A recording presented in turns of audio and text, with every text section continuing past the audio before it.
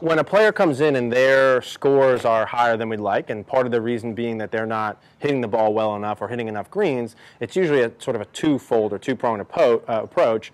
One of them being what mechanical pieces are in there that you're not hitting greens, right? Because let's not be foolish about it. If you're not hitting greens, you're not hitting the ball well enough. Usually there's some kind of mechanical thing. You don't have good enough ball control. It's not like just go hit balls and on the course and you'll figure it out. Part of it's that you got to figure out why that's happening and put in things to correct it, whether it be the direction control is not good enough to hit greens, the distance control, club selection, whatever. But the second part of that then is actually you got to go on the course and do it. So when someone comes in and they're missing greens, first we'll dictate or determine why they're not hitting the green. Is it direction? Is it distance? And then we'll go through the fixes for that. But then the other part of the homework is you got to go on the course. Now, usually we'll do like 2, 3, or 4 ball games on the golf course where you have a task to hit a green. So we might say, depending upon the skill level of the player, you have to hit 2 out of 4 greens in regulation from this zone, or 3 out of 4, whatever the case may be, distance away from the hole.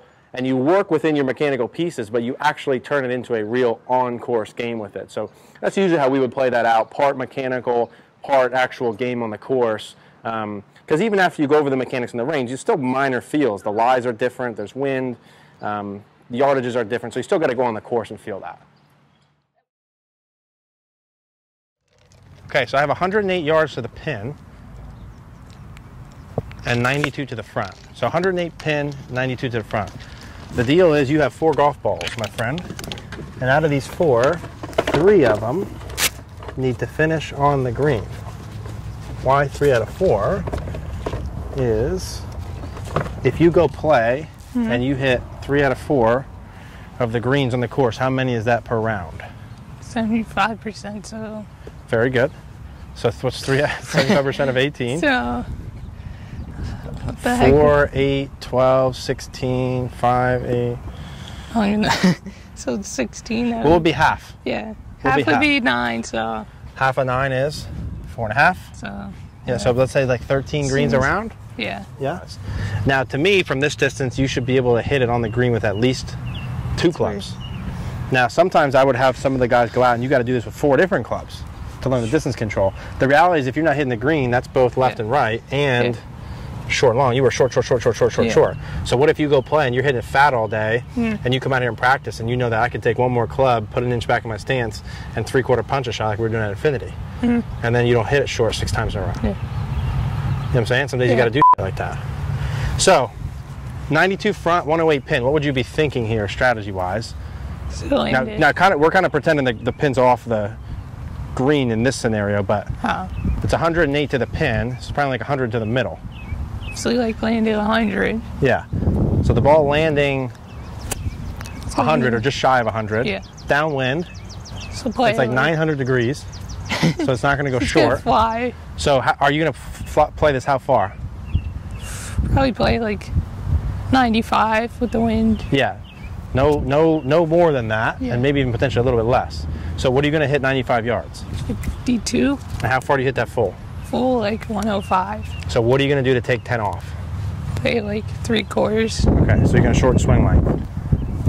Let's do it. We're going to have to do another club here in a minute. Rules are simple. We stay here until you get 3 out of 4. Should be good, depending upon the kick. Let's see how the greens are. Woof! Big kick. Great shot. Jeez. I'm going to give you credit for that on the edge. Holy crap, that rolled. So now we know that downwind with how these greens are, they're firm, yeah? Jeez. So this ball got to probably land like 90, which means downwind is probably like 85. Now you got to do this with 2 clubs anyway because we're going to get another club out. Okay. What club did you grab? 1 down, 1 club. And now how far do you hit that full? 85. 85, so that's probably a full swing. Yeah. Yeah? Want it to land 90 and kick up? The last one's a good shot. Holy. I like really kicked. Better shot. Can't believe it. 85. Ooh, I don't know. Ooh, okay. Now that landed probably 85, yeah? Yeah. That was a big old swing. Yeah. So I would probably have your stock shot the same club with this, but just take more off. Yeah. So grip it down. Because that was you hitting like a full. No, it's on the green, 2 for 2. Let's get this one. Let's get all 4. Oh, sit. Sit. Ho. Hey. Ha. Okay, well. Now, if you were to get fat or thin shots, I still like that shot. Yeah.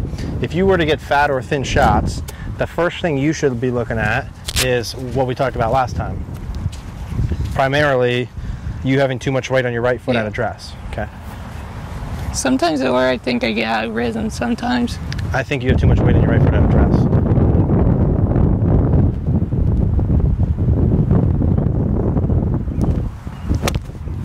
Yeah, that was pure. Sit. Should be perfect. Sit. Nah, that's perfect. Beautifully done. Go ahead. Okay, 3 out of 4, goal accomplished. Yeah. So now let's say that was 100, then we move back to 120, and then we move back, keep going back. Back. Dude, the moral of the story, you just don't stop doing it until you get good at it. Like, and then if you tell me you go out and you're struggling to hit greens from 140 to 160, yeah, figure out any super mechanical stuff you need to on the range, but then you literally come out and you drop balls from 140 to 160, and you hit all day, all night. Yeah. Whatever feels you gotta do to hit greens. You know what I'm saying? All right, nicely done.